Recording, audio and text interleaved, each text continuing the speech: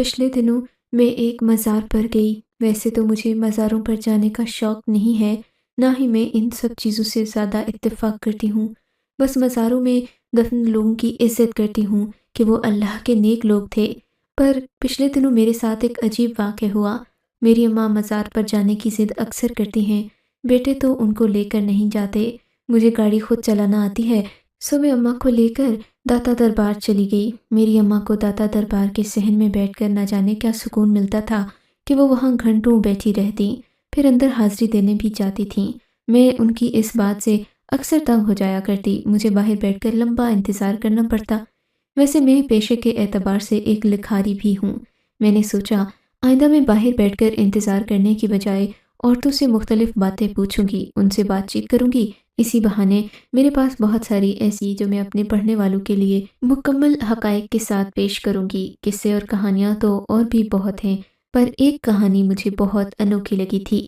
اس دن میں نے مزار کے احاطے میں ایک خوبصورت مگر دبنگ قسم کی خاتون کو دیکھا۔ ان کی آنکھیں بڑی روشن تھیں جبکہ ماتھا بھی چوڑا تھا۔ ایسی عورتوں کے بارے میں کہا جاتا ہے کہ یہ بہت زیادہ عقل والی ہوتی ہیں اور بڑے دل کی بھی مالک، جبکہ طبیعت کی سخت ہوتی ہیں۔ میں نے سوچا میں اس خاتون سے کچھ نہ کچھ ضرور پوچھوں گی، کیونکہ اس کی آنکھوں میں عجیب سی گہرائی تھی۔ خیر میں اس کے پاس چلی گئی۔ پہلے تو اس نے مجھ سے کوئی سلام دعا نہیں کی۔ میں نے اس خاتون کی تعریف کر دی اور پھر اپنا تعارف کروایا کہ میں ایک لکھاری ہوں۔ میں نے پوچھا کہ آپ کیا کرتی ہیں؟ کہنے لگی کہ اب تو میں ریٹائرڈ ہو گئی ہوں، پہلے میں ایک خاتون لیڈی آفیسر تھی، میں پاکستان پولیس میں کام کرتی تھی۔ یہ سن کر مجھے تو بہت زیادہ حیرت بھی ہوئی تھی کہ ایسی خواتین بھی موجود ہیں جو بہت باوقار ہیں اور انہوں نے پولیس میں اپنی خدمات سر انجام دیں۔ میں نے کہا آپ کے پاس تو بہت ساری کہانیاں ہوں گی۔ مسکرا کر بولی کہ ہاں، کہانیاں تو بہت ساری ہیں۔ میری ڈیوٹی اکثر عورتوں کی جیل میں ہوتی تھی اور وہاں پر تو بے شمار کہانیاں ہوتی ہیں۔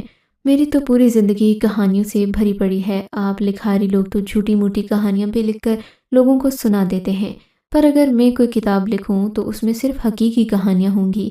میں ان کی بات سے بڑا متاثر ہوئی تھی۔ بعض اوقات ہم کہانی لکھنے والے بھی ایسا ہی کرتے ہیں، جھوٹی موٹی کہانی لکھ کر لوگوں کو آگے سنا دیتے ہیں، کیونکہ ہمارا تجربہ اس قدر بڑھ چکا ہوتا ہے کہ ایک نئی کہانی لکھنا ہمارے لیے کوئی بڑی بات نہیں ہوتی۔ پر آج وہ عورت میرے سامنے بیٹھی تھی جس کے پاس ہزاروں قصہ یہ میں لکھنا چاہتی ہوں، آپ کی کہانی پوری دنیا کو بتانا چاہتی ہوں۔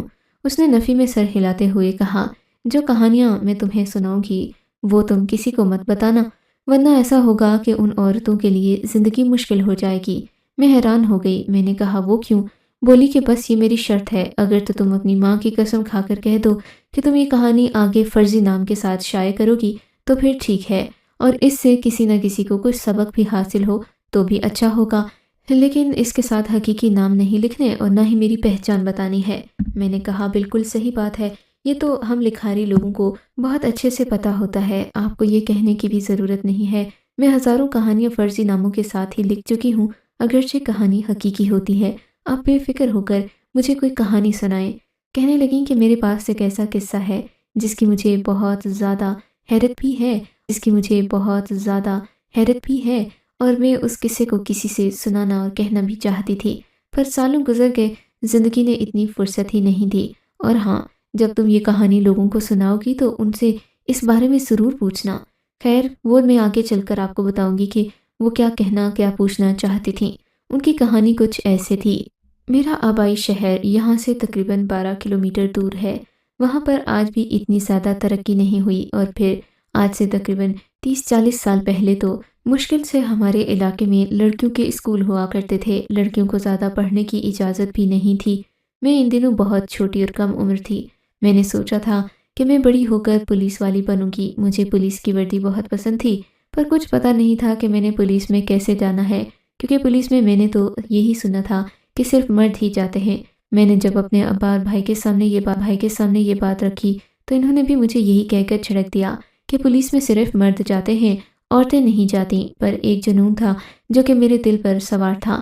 میں نے سوچ لیا تھا کہ میں ایسا ہی بنوں گی جو سا میں نے سوچا تھا۔ پھر میں نے اپنی تعلیم حاصل کرنے کی بہت تگدو کی تھی۔ میں تعلیم کے دوران کئی لوگوں سے بات چیت کرتی رہی تھی۔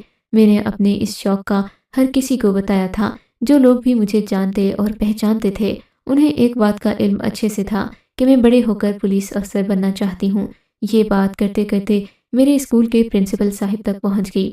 یہ اسکول اور کالج کے پرنسپل بھی تھے اور فوج سے بھی ریٹائرڈ تھے۔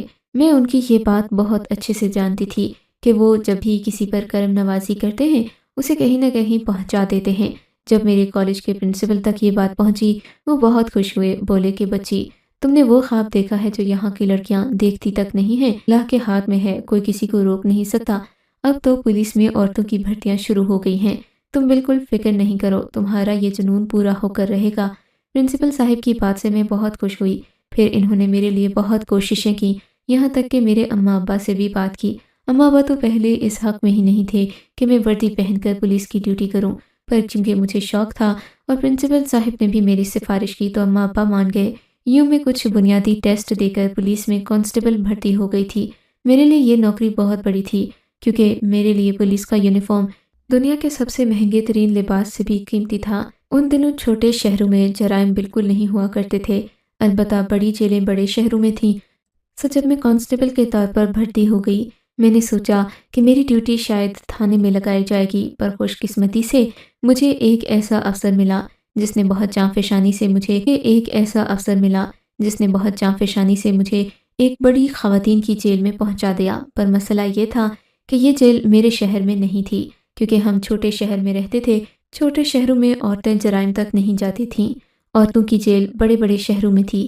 سو میری پوسٹنگ بھی راولپنڈی شہر میں کر دی گئی۔ یہ شہر بہت بڑا تھا، یہاں پر ہر طرح کے لوگ آباد تھے، مقامی لوگ کم تھے اور ادھر ادھر کے شہروں سے آنے والے لوگ زیادہ تھے۔ جب یہاں پر میری تعیناتی ہوئی تو میں بہت خوش تھی کیونکہ اس شہر کا ماحول بہت اچھا تھا۔ ہمارے شہر میں تو عورت گھر سے باہر بھی نہیں نکل سکتی تھی، لیکن یہاں آ کر پتہ چلا کہ یہاں کی عورتیں خود کو کافی محفوظ محسوس کرتی ہیں۔ اس کے باوجود بھی خواتین جیل عورتوں سے بھری ہوئی تھی۔ میں یہ دیکھ کر حیران رہ گئی۔ اب میرے اندر پہلے ہی تجسس جاگ گیا تھا کہ آخر یہ عورتیں یہاں کیوں موجود ہیں، انہوں نے ایسا بھی کیا جرم کیا ہے جو ان کو جیل میں لا کر بند کر دیا۔ یہ تو عورت کی سب سے بڑی تذلیل ہے۔ میں یہاں کی شاید دوسری یا تیسری وومن کانسٹیبل تھی۔ اس سے پہلے یہاں پر عورتوں کی جیل میں عورتوں کو نہیں بلکہ تقریباً مردوں کو ہی رکھا جاتا تھا، لیکن اب میری بھرتی کے بعد یہاں میری ڈیوٹی لگائی گئی تھی۔ میں نے دیکھا یہ عورتیں بہت خطرناک چہروں اور نقوش کی مالک تھیں۔ میں تو انہیں دیکھ کر ہی ڈر گئی تھی۔ میری عمر زیادہ نہیں تھی، میرے افسرز نے مجھے یہی سکھایا تھا کہ میں نے ہمت سے کام لینا ہے، سو میں اپنے چہرے پر سخت رویے کو ہی برقرار رکھتی۔ میں نے کسی عورت سے ہنس کر بات نہیں کی، پر پہلے ہی دن جب میں راؤنڈ پر تھی میری نظر ایک ایسی عورت پر پڑی جو کہ باقیوں سے بہت مختلف تھی۔ اس کا چہرہ حد سے زیادہ سفید تھا اور بال کالے سیاہ تھے، آنکھیں اتنی گہری کہ میں خود کو بھی بھول گئی تھی۔ مجھے لگا جیسے اس کی آنکھوں میں ایک جہاں بستا ہو۔ عموماً تھیں، ان دنوں میں نوجوان تھی، سو مجھے بھی تمہاری طرح عورتوں کی کہانیاں جاننے کا اور ان سے بات چیت کرنے کا بڑا تجسس ہوتا تھا۔ میں نے سوچا کہ میں اس عورت کے پاس جا کر ضرور پوچھوں گی کہ یہ یہاں جیل میں کیوں آئی ہے، پر اس سے پہلے کہ میں اس کے پاس جاتی اس نے ہوا میں ایک عجیب سا اشارہ کیا اور پھر آنکھیں بند کر کے ہاتھوں کا تکیہ بنا کر سو گئی۔ میں اس کے پاس جانے سے رک گئی تھی، مجھے وہ بہت عجیب اور بہت پراسرار عورت لگی تھی۔ اگلے دن میں دوبارہ راؤنڈ پر آئی تو اسے ویسے ہی ایک ہی جگہ پر بیٹھے ہوئے پایا۔ میں نے سوچا کہ آج میں جیل کی باقی خواتین سے اس کے بارے میں پوچھوں گی، سو میں لاک اپ کے اندر چلی گئی۔ میں نے 2-3 خواتین سے پوچھا کہ یہ کون ہے اور ہر وقت یہیں پر کیوں بیٹھی رہتی ہے۔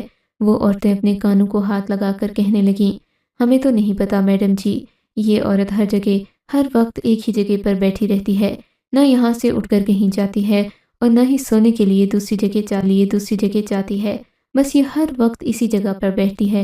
حالانکہ اب تو سخت سردی ہے، فرش بھی ٹھنڈا ہوتا ہے، ہم اسے بہت بار کہہ چکے ہیں، پر یہ ہمیں غصے والی نظروں سے دیکھتی ہے۔ میں نے دیکھا وہ ساری عورتیں اس سے کترا رہی تھیں، مجھے کچھ اچھا نہیں لگا، سو میں واپس اپنے آفس میں آ گئی۔ میں نے آ کر اپنے ایک کلیگ سے پوچھا کہ یہ عورت کون ہے۔ کہنے لگا اس کی کہانی بھی بڑی لمبی ہے، کسی دن فارغ ہو کر تمہیں سناؤں گا۔ لیکن وہ عورت مسلسل میری دلچسپی کا محور بنی ہوئی تھی۔ میں اسے جب بھی دیکھتی وہ مجھے دیکھ کر چہرہ پھیر لیتی تھی۔ مجھے یہ رویہ سمجھ میں نہیں آتا تھا۔ ایک دن میں اپنے کمرے میں تھی، مجھے بھوک لگی ہوئی تھی، میں باہر نہیں گئی کہ تبھی تھوڑی دیر بعد مجھے چیخ کی آواز سنائی دی۔ میں بھاگتی ہوئی باہر گئی، دیکھا تو وہ عورت رو رہی تھی، باقی سب بیٹھی اس کے پاس اس کا چہرہ دیکھ رہی تھیں۔ میں نے وہاں جا کر اس سے پوچھا، کہا کہ کیا ہوا ہے؟ کہنے لگی مجھے نکال دو یہاں سے، یہ عورتیں بے نمازی ہیں، میں ان کے ساتھ نہیں رہ سکتی، خود بھی جہنمی ہیں، مجھے بھی جہنم میں لے کر جائیں گی۔ میں اس کی یہ بات سن کر حیران ہو گئی۔ میں نے ان خواتین کی طرف دیکھا، وہ بھی عجیب نظروں سے اسے دیکھ رہی تھیں۔ بولی کہ یہ تو پاگل ہے، یہ اسی لیے یہاں پر آئی ہے۔ میں نے دیکھا تھا کہ وہ واقعی میں بہت زیادہ تنگ ہو رہی تھی۔ وہ زیادہ بات چیت بھی نہیں کرتی تھی۔ اس نے اپنا سر دونوں ہاتھوں میں تھام رکھا تھا، لگتا تھا جیسے اسے سر میں درد ہو رہا ہو۔ میں نے کہا کہ تمہاری جیل میں سزا ہوئی ہے، تم بلا وجہ تو یہاں نہیں آئی، سو تم باہر بھی نہیں جا سکتی جب تک تمہاری سزا پوری نہیں ہو جاتی، میں نے کہا۔ اور پھر تبھی پیچھے ایک عورت نے ایک بات پر لقمہ دیتے ہوئے کہا، جیل سے نکل کر کیا کرے گی یہ؟ پہلے کی طرح گول کھلائے گی؟ تمہیں کیا لگتا ہے یہ اپنے شوہر کے گھر کیوں نہیں رہ پائی؟ اتنے امیر گھر میں اس کی شادی ہوئی تھی، کسی کو شوہر نے یہاں بند کروا دیا تو کسی کو اور مسئلہ تھا، پر یہ امیر بیوی تھی، بلا وجہ جیل میں نہیں آئی، اس کے کرتوت ہی ٹھیک نہیں تھے۔ میں یہ سن کر حیران رہ گئی تھی۔ وہ سفید چہرے والی عورت اس کی طرف دیکھ کر کرب سے بولی تھی، تم کو بھی معلوم ہو جائے گا، تم نے جو بات کہی ہے تم اس کی سزا بھگتو گی۔ یہ کہہ کر اس نے اپنا سر گھٹنوں میں دے دیا اور سسک سسک کر رونے لگی۔ مجھے یہ معاملہ سمجھ نہیں آتا تھا، اب تو مجھے سفید چہرے والی عورت کی پراسرار باتوں کی عادت سی ہو گئی تھی۔ سو میں واپس اپنے آفس میں آ گئی تھی، سوچنے لگی کہ آخر اس کا مسئلہ کیا ہے، یہ ہر وقت چلی کٹی باتیں سب کو کیوں سناتی ہے۔ تبھی اگلے دن ایک عجیب واقعہ ہوا جس نے مجھے دوبارہ اس عورت کے بارے میں سوچنے پر مجبور کر دیا۔ میں نے دیکھا کہ جیل میں کھلبلی سی مچی تھی، ایک عورت کے پیٹ میں شدید درد ہو رہا تھا۔ میں اس کے پاس گئی، مجھے لگا کہ یہ کل کی طرح ناٹک کر رہی ہوگی، پر اس عورت کی حالت واقعی بہت خراب تھی۔ میں نے اسے پہلے تو پانی وغیرہ پلایا، مگر جب اسے فرق نہیں پڑا تو میں نے سوچا کہ خواہ مخواہ اگر یہ مر گئی تو ذمہ داری مجھ پر آئے گی۔ میں نے اپنے سینئر افسر کو بتایا، انہوں نے کہا کہ آج جیل میں ایک لیڈی ڈاکٹر آئے گی، وہ ان عورتوں کا چیک اپ کر دے گی تو پتہ چل جائے گا کہ اسے کیا مسئلہ ہے۔ میں مطمئن ہو گئی۔ میں نے انتظار کیا۔ شام کو ایک لیڈی ڈاکٹر بہت ہی جانے پہچانے ہسپتال کی آ گئی۔ انہوں نے آ کر سب سے پہلے اسی عورت کو چیک کیا، پر جس بات نے مجھے سب سے زیادہ حیران کیا تھا وہ یہ کہ یہ عورت امید سے تھی اور اس کے بچہ پیدا ہونے میں ابھی بہت زیادہ وقت باقی تھا۔ لیکن زیادہ حیرت کی بات یہ تھی، پچھلے 3 مہینے سے جیل میں ہی تھی، پھر اس کے ہاں اولاد کیسے ہو گئی؟ یہ بات ایک بھرپور معمہ تھی۔ وہ سب عورتوں کے ساتھ ہی رہتی تھی، ان عورتوں کے درمیان ہوتی تھی، پھر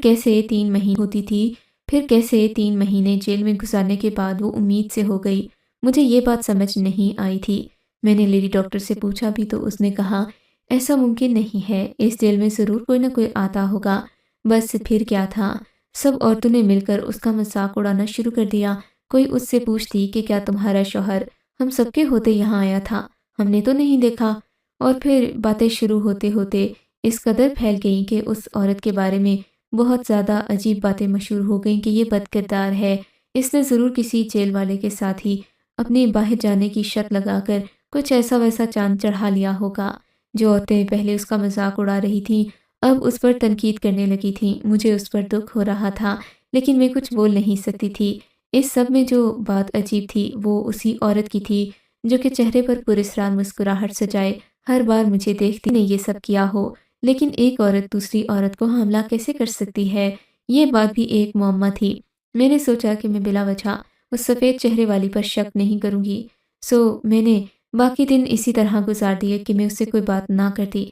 پر اگلے دن ایک اور عورت کی طبیعت خراب ہو گئی۔ جب میں نے اسے ڈاکٹر سے چیک کروایا، پتہ چلا کہ وہ بھی امید سے ہے۔ اس بات نے تو میرے رونگٹے کھڑے کر دیے تھے۔ میں نے یہ بات جب اپنے آفیسر کو بتائی تو وہ بہت زیادہ غصہ ہونے لگے، بولے کہ ضرور اس جیل میں کوئی نہ کوئی مرد چھپا ہوا ہے، ہمیں ان سب عورتوں کی تلاشی لینا ہوگی، یا تو ہمیں سب کو بتانا پڑے گا کہ یہاں پر کوئی مرد آتا ہے تو صاف صاف ہمیں بتا دیں، ہو سکتا ہے کہ جیل کا ہی کوئی آدمی ان سب عورتوں کو بلیک میل کر رہا ہو، ان کی مجبوری کا فائدہ اٹھا رہا ہو، ہمیں اس پر ایکشن لینے کی ضرورت ہے۔ لیکن اگلا دن اس سے زیادہ حیرت کا تھا کیونکہ جیل کی باقی کچھ عورتیں بھی امید سے ہو چکی تھیں۔ اب تو جیل میں ایسی کھلبلی مچی کہ سب عورتیں ایک دوسرے سے پوچھنے لگیں کہ ایسا کیسے ہوا، جبکہ میری سمجھ سے تو یہ کیس باہر تھا۔ البتہ اس سب میں خاموش تھی تو وہی عورت جس نے خود کو کبھی بھی کسی کے سامنے ہنستا ہوا ظاہر نہیں کیا تھا۔ وہ ہر وقت اپنی سوچوں میں گم رہتی تھی۔ آج بھی اس کے چہرے پر ایک پراسرار مسکراہٹ تھی، جبکہ جیل کی باقی خواتین تقریباً رو رہی تھیں، کیونکہ ایک کا کہنا تھا کہ اس کی سزا کو ختم ہونے میں 6 مہینے ہی رہ گئے تھے۔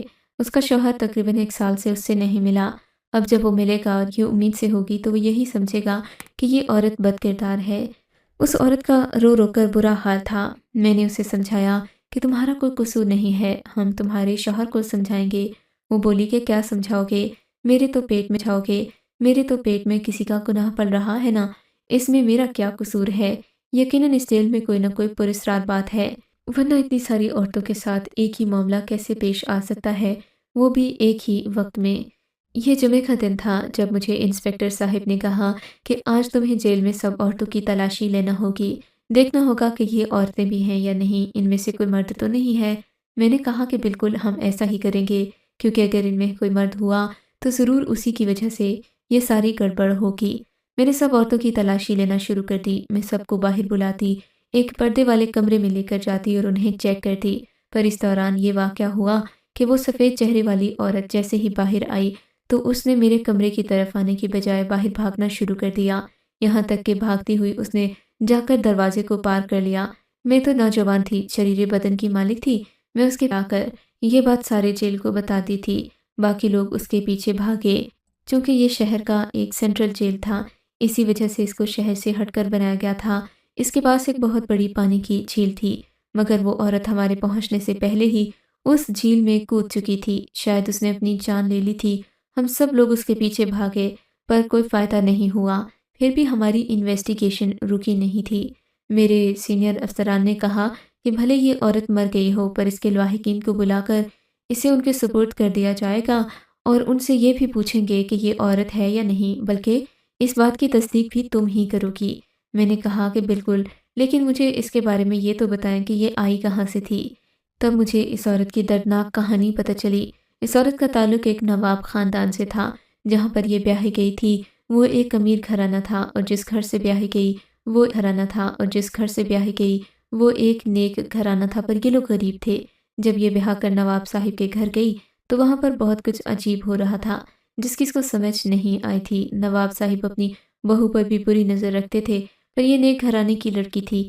اس نے نواب صاحب کو سیدھی آنکھیں نہیں دکھائیں تو انہوں نے اس پر الزام لگا دیا، اور کرتے کرتے گاؤں کی سب عورتیں بھی اسی بات میں شامل ہو گئیں، یہاں تک کہ تقریباً ہر عورت یہی کہتی کہ عنایا کا کردار اچھا نہیں ہے۔ اس بات نے شازیہ کو بہت پریشان کیا تھا۔ پھر ایک دن اس نے پتھر مار کر ایک عورت کا سر پھوڑ دیا۔ نواب کو بہانہ ملا، اس نے اپنی بہو کو لا کر جیل میں ڈلوا دیا۔ کرتے کرتے تھانے سے ہوتی وہ جیل میں آ گئی، جیل سے سینٹرل جیل میں آ گئی، اور یہاں پر بھی سب عورتیں جو اس کی تھوڑی بہت کہانی سے واقف تھیں اس کا مذاق اڑانے لگیں۔ اس کے بعد یہ واقعہ ہو گیا اور ان عورتوں کی حاملہ ہونے کی بات کا کوئی سراغ مل نہیں سکا۔ جب ہم نے شازیہ نام کی عورت کو اس کے گھر والوں کے حوالے کیا تو وہ بھی بہت پریشان تھے، سب رو رہے تھے۔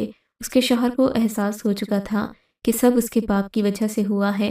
اب ظاہر ہے نکاح نامہ دیکھا گیا، لاش کی بھی تصدیق کی گئی، پتہ چلا کہ وہ واقعی عورت تھی، پر اس نے اس بات پر خودکشی کیوں کی تھی؟ مجھے اس کا یہ جملہ آج بھی یاد آتا ہے کہ یہ سب عورتیں بھی میرے جیسی ہوں گی، ان کے اوپر بھی ایسے الزامات لگیں گے کہ یہ خود کو بے داغ ثابت نہیں کر سکیں گی۔ پر حیرت کی بات یہ تھی کہ ان عورتوں کی امید سے ہونے کے بعد شازیہ مطمئن تھی، لگتا تھا جیسے یہ حرکت اس نے کی ہو، پر وہ تو ایک عورت تھی، ایسا کیسے ہو سکتا ہے؟ اس بات کا سراغ آج تک مل نہیں سکا کیونکہ شازیہ نے جھیل میں کود کر اپنی جان دے دی تھی۔ یہ سوال آج تک میرے دماغ میں کھٹکتا ہے، تو تم اپنے پڑھنے والوں سے یہ ضرور پوچھنا کہ کیا کبھی ان اپنے شہر میں سنی ہے، اور اگر سنی ہے تو ان کی کیا رائے ہے کہ ایسا کیا ہوا تھا، اور ایک ہی وقت میں اتنی عورتوں کے ساتھ یہ سب ہونا کیا یہ عجیب بات نہیں؟ سن کر میں بھی سوچ میں پڑ گئی۔ مجھے یہ کہانی بہت عجیب لگی، آج تک کی سب سے پراسرار انوکھی کہانی، جس کا سراغ آج تک مجھے بھی نہیں مل سکا۔ البتہ مجھے آپ کی رائے کا انتظار رہے گا۔